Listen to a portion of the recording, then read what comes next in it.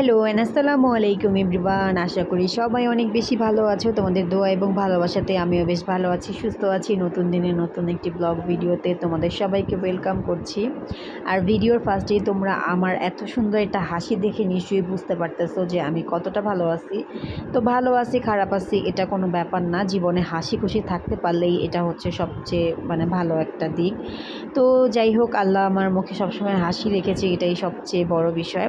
তো সেদিন আমার ইন কোর্স এক্সাম ছিল, তো এক্সামের মাঝখানে হচ্ছে আমাদের একটা গ্যাপ ছিল। তো এই জন্য আমরা একটু ক্যান্টিনে আসি, তারপরে আমার ফ্রেন্ড আমার কিছু ছবি তুলে দেয়। তারপরে ও হচ্ছে কিছু ভিডিও নিচ্ছিল, বলতেছিল যে তোর পেজের জন্য দিতে পারবি। তো এমন সাপোর্টিভ ফ্রেন্ড কিন্তু লাইফে অনেক বেশি দরকার, যে আপনাকে সব বিষয়ে উৎসাহ দিবে। তো যাই হোক, তারপরে হচ্ছে এত পরিমাণ বৃষ্টি, একটু আগে দেখলেন যে কি পরিমাণ রোদ ছিল। এই রোদ এই বৃষ্টি কিছুই বুঝি না আমি, এখন কি ওয়েদার চলতেছে।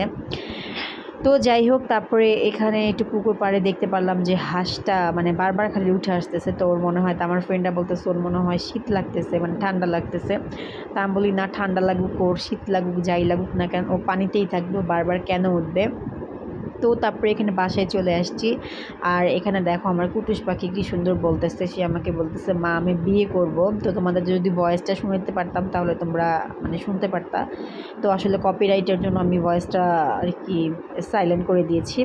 তো আমার ছেলে হচ্ছে বলতেছিল যে মা আমি বিয়ে করব। তা আমি বলছি আচ্ছা, বিয়ে করলে তোমার বউকে বলবা যে আমাকে চা বানিয়ে দিতে। তো সে বলতেছে না, তুমি আমার বউকে চা বানিয়ে দিবা। তো মাশাআল্লাহ বলে দিও সবাই একটু। এখনই আমার ছেলে বলতেছে যে তার বউকে আমি চা বানিয়ে দিব। তো কি যুগ এসে পড়লো গাইস। তো এটা কোনো ব্যাপার না, ইনশাল্লাহ বেঁচে থাকলে অবশ্যই তার বউকে আমি চা বানিয়ে দিব। আমি আমার ছেলের জন্য বউ আনবো ঠিক, বাট আমার জন্য মেয়ে আনবো, জানি না কি হয়, আল্লাহই ভালো জানে। তো তারপরে এই তো এখানে হচ্ছে তারপরের দিন হচ্ছে ফ্রাইডে ছিল। তো ফ্রাইডে হচ্ছে আমি আমার হাজব্যান্ড আর বেবি একটু রমনার ওইদিকে গিয়েছিলাম ঘুরতে। বেশ অনেক দিন পরে হচ্ছে রমনায় গিয়েছিলাম, একটু মন চাচ্ছিল। বাট এত পরিমাণ রোদ আর এত পরিমাণ মানুষ ছিল, কি বলবো, মনে হচ্ছিল যে না কালো ঈদ লাগছে বা কারো বিয়ে লাগছে, এরকম মনে হচ্ছিল। এত মানুষ দেখে গরমে খুবই খারাপ অবস্থা। তারপরে এই তো আইসক্রিম খেয়ে নিলাম। তারপরে সেদিন আমাদের কিছু সুন্দর সুন্দর ছবি তোমাদের সাথে শেয়ার করছি, সবাই একটু মাশাআল্লাহ বলে দিবে। অবশ্যই আমার পরিবারের জন্য তোমরা সবাই বেশি দোয়া করবে।